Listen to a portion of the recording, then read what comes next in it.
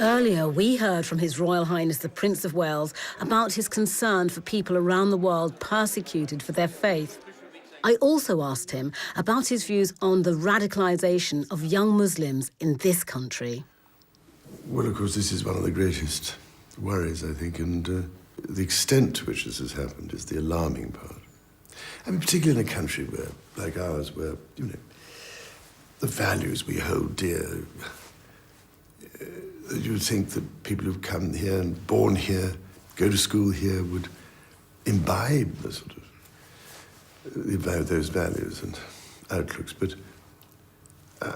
the frightening part is that people can be so radicalized either through contact with somebody else or through the internet. And the extraordinary amount of crazy stuff which is on that internet. Clearly, some people seem to get particularly affected by it, and then I suppose they get into groups of others who... And I can see, I suppose, to a certain extent, some aspect of this radicalization is a search for adventure and excitement at a particular age.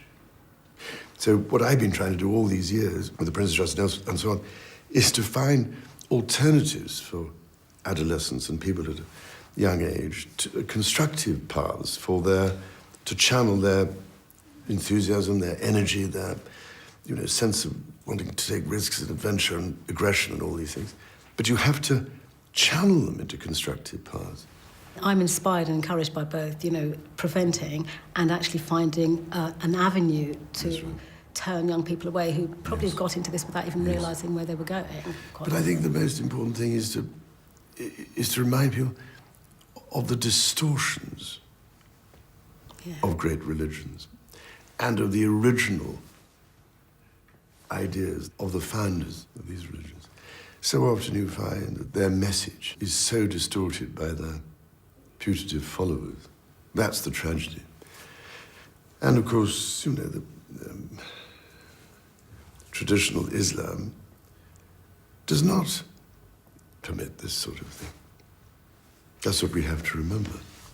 Recently, Christian Magazine described you as faith's defender. In fact, you've described yourself as a defender of faith. No, I didn't describe myself as defender. I said I would rather be seen as defender of faith all those years ago. Because, as I tried to describe, I mind about the inclusion of other people's faiths and their freedom to worship in this country. And it's always seemed to me that while at the same time being defender of the faith, you can also be protector of faiths.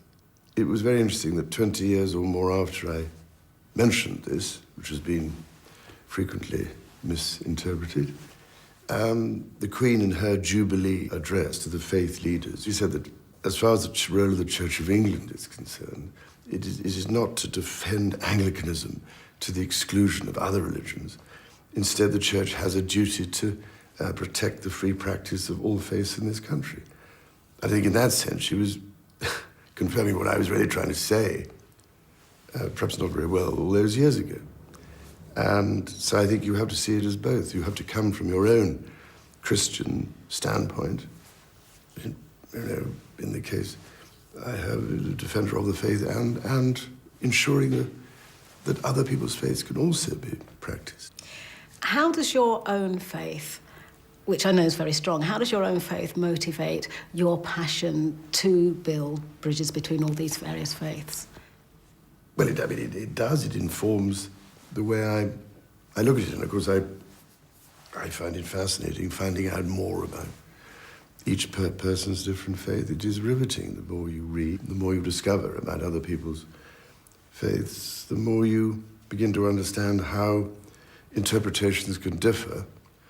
And as I say, the distortions are the things that very often lead to misunderstanding and misinterpretation. So what I want to do is try in my small way to heal those divisions. Thank you so much for taking the time to speak to me this morning. Thank you.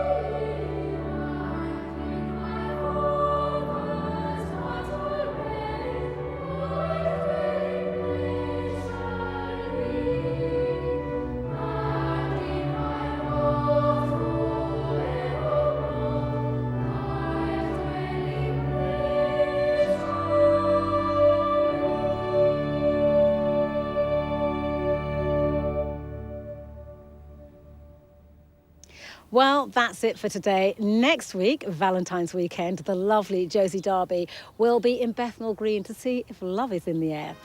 But our final song for today is from Sutton Coldfield.